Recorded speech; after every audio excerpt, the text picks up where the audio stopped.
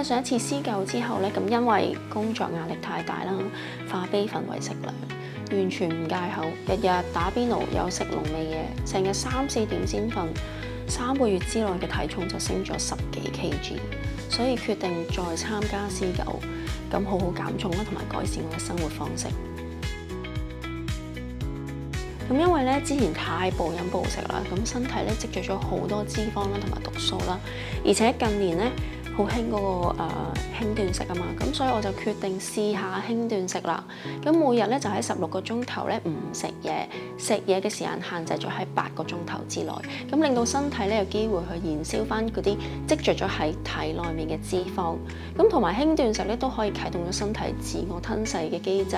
身體咧就會將冇用嘅細胞消滅，然後生產出新嘅細胞，令到身體更加健康嘅。咁但係我都驚唔食嘢，尤其朝頭早冇食早餐，係會影響到個新陳代謝，反而令到個減肥效果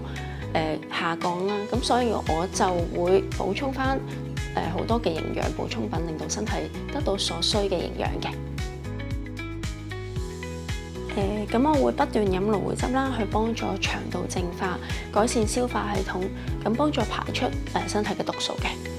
咁第二咧就係我會飲營養粉啦，因為入邊有18種人體必須同埋非必須嘅氨基酸啦，可以保持肌肉唔會流失，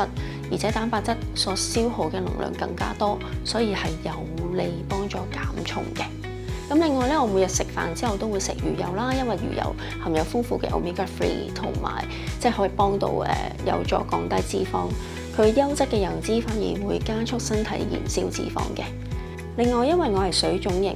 所以我都會食藤黃果精華去幫助水腫。而且飯前去食呢個藤黃果精華咧，令到我容易控制食慾，唔會食太多。飯後一定會食綠茶消脂片，因為裡面嘅成分咧係可以加速燃燒脂肪。另外，我仲會飲大量嘅水啦，去幫助排毒，維持水分嘅平衡。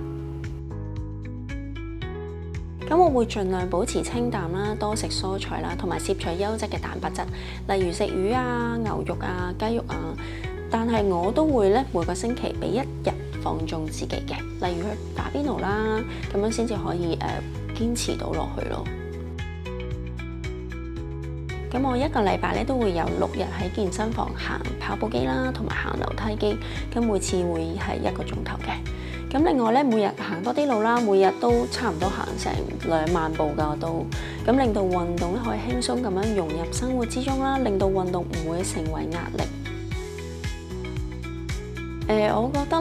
咧，揾到健康嘅方式嚟到舒緩壓力啦。咁首先又要關心自己多啲啦，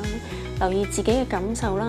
積極去揾解決嘅方法，唔好等到要爆煲嘅時候，咁我透過暴飲暴食嚟到去解決。